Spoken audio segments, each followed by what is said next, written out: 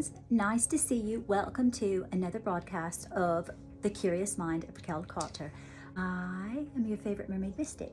Welcome to today's video. So I thought that I would do a video on Meghan Markle or the Duchess of Sussex and the children. So I want to narrow in and focus on Meghan and the children, because we've had many people wanting to know what is the situation with Meghan and all the children real, and what is the situation there.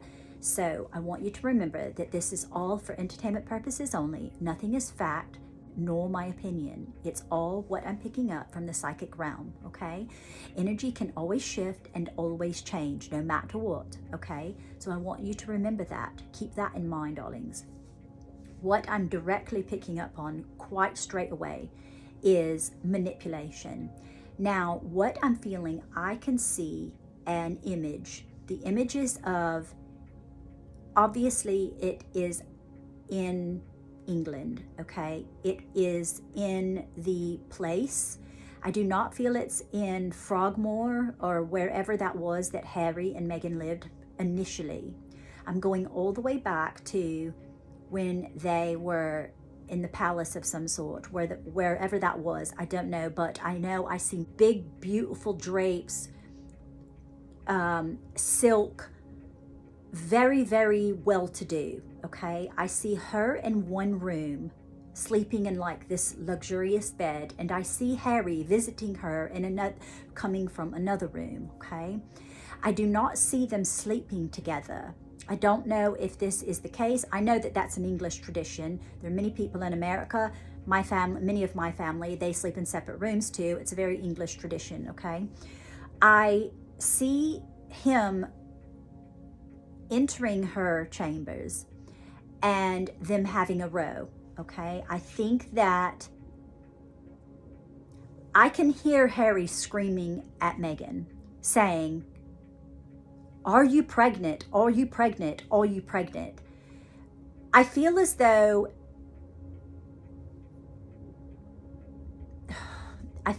she could have fibbed to him, sort of a rush job. Do you understand? Because I'm gathering very much every time I'm in Meghan's energy. She has a lovely personality. There's many aspects of Meghan that is quite rather lovely. Especially I'm seeing on face value that she's quite a lovely person. She has good intentions. She's not an evil person, okay?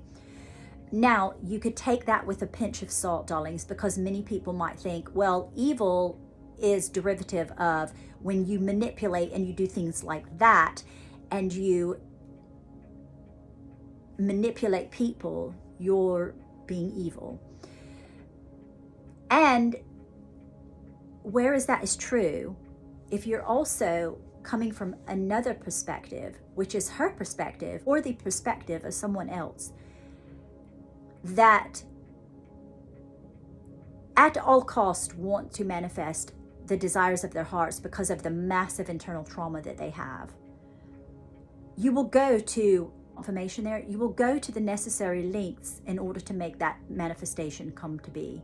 If you are not manifesting in the proper way, which means if you are using your own efforts and your own way and your own internal being to do things by manipulating people, using money, using force, using leverage, using these different methods to do so, I feel as though she jumped in the frying pan and she did not know what to do.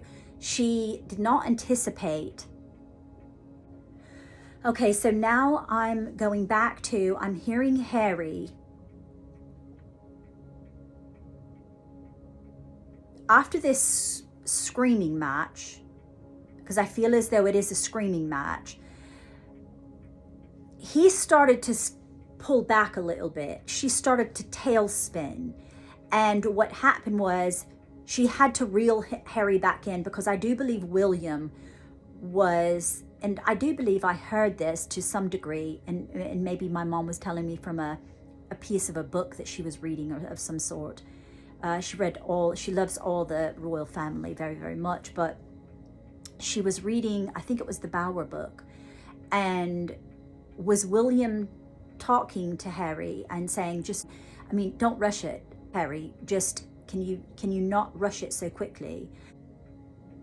Meghan caught wind of this, and in order to, because I see a fishing line, and like you're reeling it in, and it's sort of getting away. So this is sort of like Harry getting away. And so I think she had to do something else to reel him in. And I do believe that this was the catalyst, that then it was already done. So once it was hit the airwaves, and I don't believe Harry knew, I think that, and like, notice I did this, like,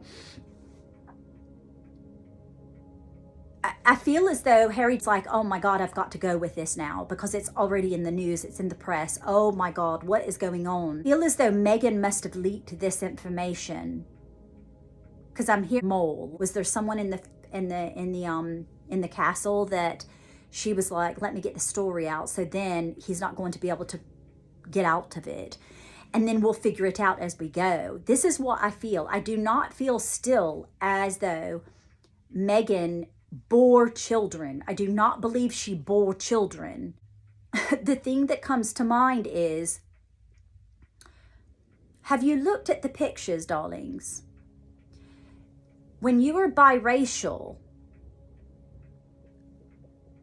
it is a very small percentage that two children will come out with alabaster skin and red hair. I know I have naturally red hair. I only had two children that had naturally red hair. The other ones were really, really dark olive skin. Now, understandably, that can happen.